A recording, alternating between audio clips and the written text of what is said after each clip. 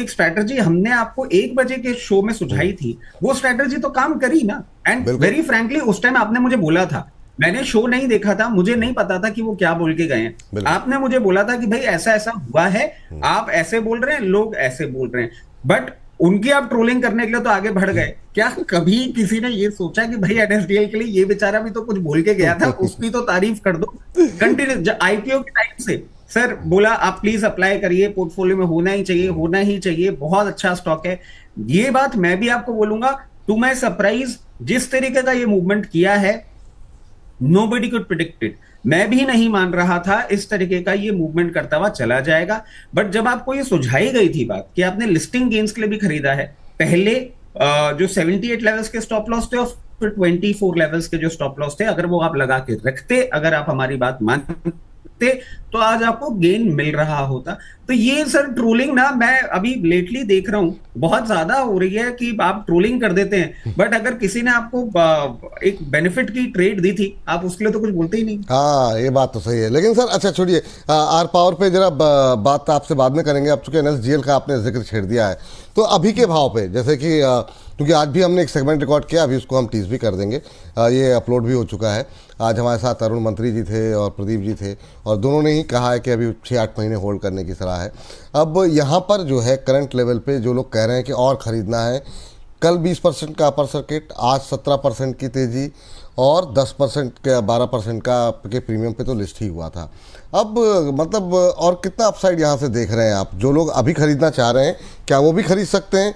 क्या सलाह रहेगी आपकी 1316 के आसपास एनएसडीएल में? और जिनके पास है, क्या अभी वो होल्ड करते रहें या फिर इतना 40% मिल गए हैं आईपीओ के बाद से, तो प्रॉफिट बुक करने की सलाह रहेगी आपकी? देखिए क्या होता है ना, अब अगर मानिए कि आप अभी मैं बोल के चला जाता हूँ, अरे भाई साहब इतना गेन मिल गया है, मतलब आपका 800 रुपए का आईपीओ, अभी इतना जल्दी आपको गेन मिल गया, निकल जाइए।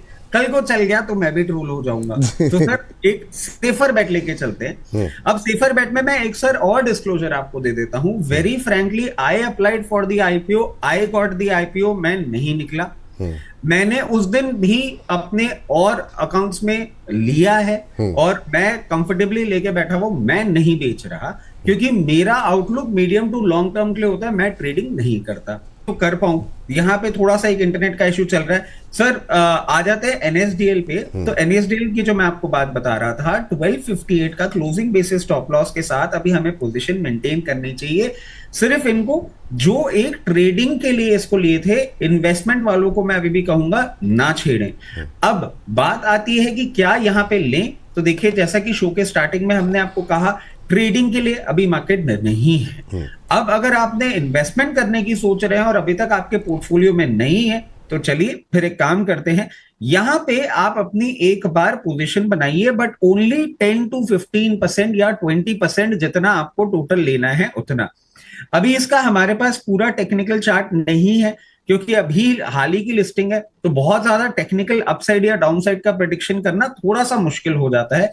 वैसे कंपनी बहुत अच्छी है, तो यहां पे अब हम 10-15% लेंगे जी।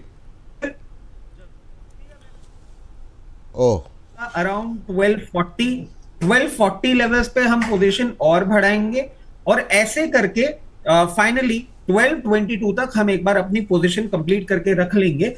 बट ये स्ट्रैटेजी सिर्फ उनके लिए है जो medium to long term investment के बारे में सोच रहे हैं।